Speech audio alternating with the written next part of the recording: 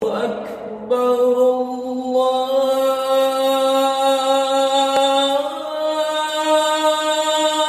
Akbar. Kemudian balik lagi ke tadi hadirin, ulaika alaihim sholawatu min rabbihim wa rahmah. Jadi ada support daripada Allah, ada dukungan daripada Allah Subhanahu wa ta'ala untuk mereka yang sabar ketika menerima 5 ujian bahkan musibah daripada Allah Subhanahu wa ta'ala dengan mengatakan inna lillahi wa inna ilaihi raji'un, bahwa semua datang daripada Allah, akan kembali kepada Allah Subhanahu wa ta'ala. Kemudian hadirin maka Allah Subhanahu wa ta'ala, setelah Allah Subhanahu wa ta'ala katakan ulaika alaihim sholawatun min rabbihim wa rahmah, kemudian Allah SWT akhiri ini ayat dengan mengatakan mereka adalah orang-orang yang mendapatkan petunjuk, al-muhtadu, mereka yang mendapatkan petunjuk dari Allah, mendapatkan hidayah dari Allah. Jadi siapa mereka yang mendapatkan hidayah daripada Allah SWT? Adalah mereka yang diuji. Salah satu cirinya yang diuji dengan 5 ujian ya hadirin, mereka bisa sabar kepada Allah Subhanahu wa ta'ala. Jadi sifat orang beriman hadirin tidak pernah terkesan dengan suasana dan keadaan yang Allah Subhanahu wa ta'ala berikan, tapi terkesan dengan siapa yang memberi suasana dan keadaan dalam kehidupan kita. Seperti seekor anjing ditamsilkan. Anjing ini kalau kita lempar, maka dia tidak pernah melihat apa yang dilemparkan ke dia. Ada satu ekor anjing kita lempar kayak batu nih, maka dia tidak pernah melihat batu itu gitu. Yang dilihatnya siapa yang melempar nih, siapa yang melempar batu dengan saya nih. Itu salah satu sifat baik daripada anjing yang hendak kita tiru. Nah kita sebagai orang beriman juga seperti itu. Dilempar oleh Allah SWT masalah penyakit, kita tidak lihat penyakitnya, tapi lihat siapa yang ngasih nih. Oh ternyata Allah yang maha kuasa.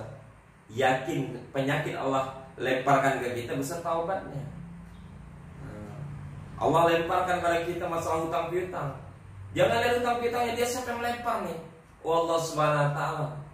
Yakin bahwa Allah Subhanahu wa ta'ala memberikan satu ujian, pasti dalam koridor kemampuan kita, dalam koridor kemampuan kita. Jadi tidak pernah terkesan dengan suasana keadaan, tapi terkesan dengan siapa yang telah memberikan suasana dan keadaan dalam kehidupan kita. Siapa yang memberikan suasana dan keadaan dalam kehidupan? Dia Allah Subhanahu wa ta'ala. Dan Allah Subhanahu wa ta'ala telah janjikan, inilah orang-orang yang mendapatkan hidayah, mendapatkan petunjuk. Dia diuji, dia sabar. Kemudian ketika musibah datang, dia katakan inna lillahi wa inna ilaihi raji'un.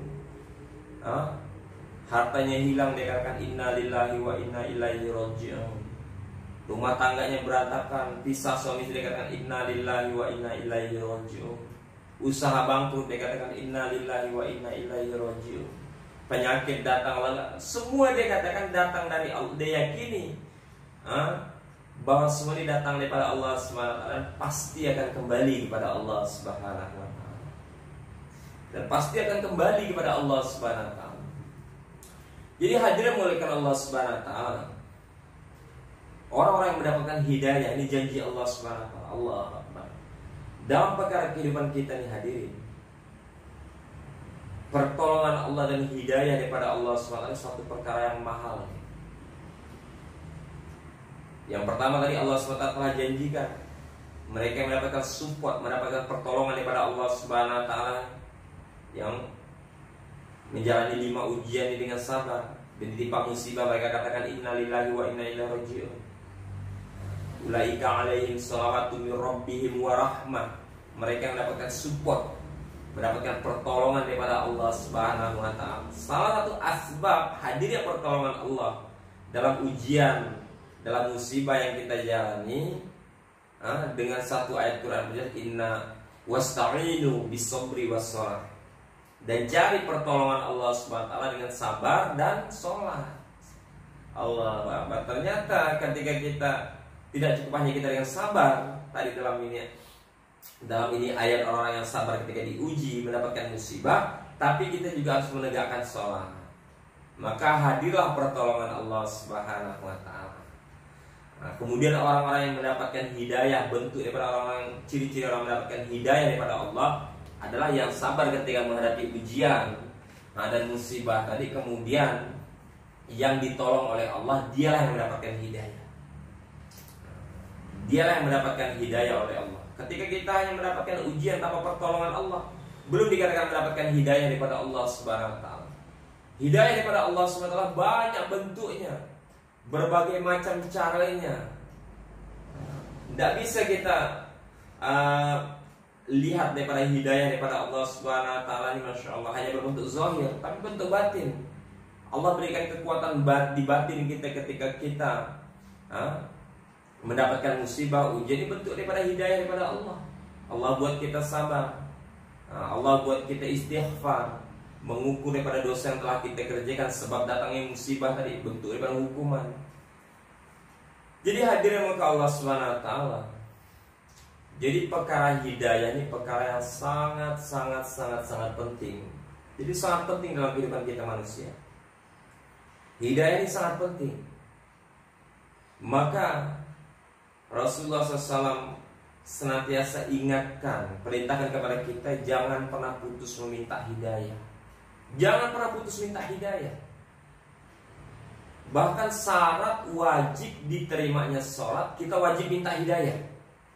Kalau kita tidak ada minta hidayah dalam sholat kita, maka tidak akan diterima dalam sholat kita. Tidak akan diterima dalam sholat kita. Apa contoh kita meminta hidayah syarat wajib diterimanya sholat? Ihdinas siratal mustaqim. Ya Allah, tunjukkan aku jalan yang lurus, ya Allah. Tunjukkan aku jalan-jalan hidayah. Jalan lurus ini kan jalan hidayah. Kalau kita tidak baca ihdinas siratal mustaqim, tidak sah sholat kita. Iyyaka na'budu wa iyyaka nasta'in. Siratal ladzina an'amta 'alaihim. Langsung tanpa ihdinas siratal mustaqim tidak akan sah sholat kita, karena salah Fatihahnya gitu. Ini saking pentingnya perkara hidayah nih, hadirin maka Allah Subhanahu wa taala. Saking pentingnya perkara hidayah, maka kita senantiasa setiap hari disuruh minta hidayah. Disuruh minta hidayah kepada Allah Subhanahu wa taala. Memohon hidayah. Setelah diberi hidayah, ditambahkan lagi hidayahnya. Semakin besar hidayah, semakin kuat iman kita, semakin mudah kita mengamalkan perintah Allah. Kemudian minta agar dijadikan asbab hidayah. Cerita pembicaraan kita menjadi sebab hidayah, orang mendapatkan hidayah. Ya kan, oh si anak itu duduk begini-begini ya rumah tangganya ya sekarang, Masya Allah. Kita contoh ya begitu gitu. Jadi sebab hidayah rumah tangganya. Oh dia berdagang begini-begini ya. Kita contoh ya perdagangan. Jadi sebab hidayah. Ini yang kita harapkan gitu. Karena apa? Ketika kita mengharapkan daripada amal pribadi kita, na'udzubillah, mungkin dari 1000 amal diterima 1, ini udah alhamdulillah oleh Allah gitu. Maka tidak bisa kita hanya mengharapkan daripada amal pribadi kita. Kita butuh daripada amal orang lain yang akan membantu kita. Nah, ketika kita menjadi asbab hidayah, contoh daripada kebaikan, cerita menjadi sebab orang mendapatkan hidayah, ini Masya Allah. Jadi hadir maka Allah Subhanahu wa taala, maka perkara hidayah ini juga harus kita usahakan. Perkara hidayah perkara yang penting. Wallazina jahadu fina lanahdiyannahum subulana. Jadi hadir maka Allah Subhanahu wa taala. Jadi dalam siapa yang bermujahadah, bersusah payah, bersusah payah untuk mengusahakan hidayah tadi, untuk mengusahakan hidayah datang dalam kehidupan dia tadi, fina lanahdiyannahum subulana, maka kami akan tunjukkan kepada mereka nih jalan-jalannya. Dia berusaha bersusah payah nanti bagaimana cara untuk membaca Al-Quran dengan benar. Dia berusaha bersusah payah belajar tauhid, belajar tentang iman yakin. Kemudian dia bersusah payah tadi belajar tentang syariah, belajar tentang fikih Islam. Bagaimana fikih dalam ubudiyah, dalam ibadah, bagaimana fikih dalam muamalah, bagaimana fikih dalam muasyarah. Dia pelajari bersusah payah, dia korban diri dia. Kemudian waktu dia mendatangi majelis-majelis ta'lim, mendatangi kiai-kiai, ulama-ulama. Ini telah korbankan, dan yang terbesar, hadiah terindah dari Allah ketika kita nih bisa belajar agama, memahami agama dari takdir kehidupan kita. Allahu Akbar.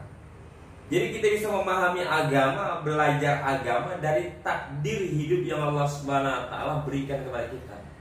Dari cerita hidup yang Allah Subhanahu wa taala berikan kepada kita. Kita bisa belajar gitu. Misalnya contoh, dalam kehidupan dia, Allahu Akbar, ditakdirkan rumah tangganya bermasalah, kemudian terjadi talak 1, 2, dan 3, dan hasil akhirnya pisah gitu. Nah, dari pelajaran takdir hidup ini bisa mengambil pelajaran fikih tentang bab nikah, bab perpisahan. Kemudian dia juga bisa mengambil pelajaran tauhid, pelajaran keimanan, bahwa semua datang daripada Allah. Allah yang memberikan, mengamanahkan jodoh. Allah juga yang kuasa untuk mencabut daripada jodoh. Karena Allah SWT tahu jodoh yang terbaik untuk dia. Di dunia dan di akhirat Allah tahu gitu. Kalau berjodoh dengan si A, ya kan, mungkin akan seperti ini. Nanti Allah akan hantar jodoh yang lebih baik bagi si wanitanya dan si laki-lakinya. Sehingga Allah SWT pisahkan agar mereka menemukan kembali jodoh terbaik dalam kehidupan mereka. Sehingga dia bisa belajar iman, bisa kembalikan kepada Allah Subhanahu wa taala.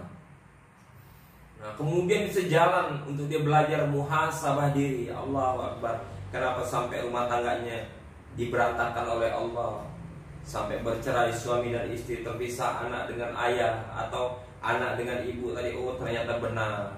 Ketika sekian tahun diamanahkan istri, jarang dia taat pada Allah, malah mudah bermaksiat, lupa pada Allah.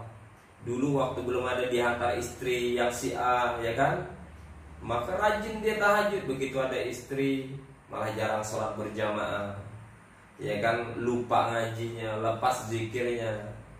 Ditambah lagi amanah anak lagi, jadi makin tambah maksiat kepada Allah. Nauzubillah. Sehingga harus Allah SWT cabut amanah anak istri tadi, agar dia ini paham, agar dia ini sadar gitu, agar dia tahu. Pertama, dia tahu betapa berharga istri dan anaknya. Kemudian betapa dia harus memahami dan mengetahui betapa lagi berharganya bisa menambah daripada ibadah ketika nikmat Allah tambah. Ketika nikmat Allah tambah, ibadah tidak bertambah, ini musibah dia.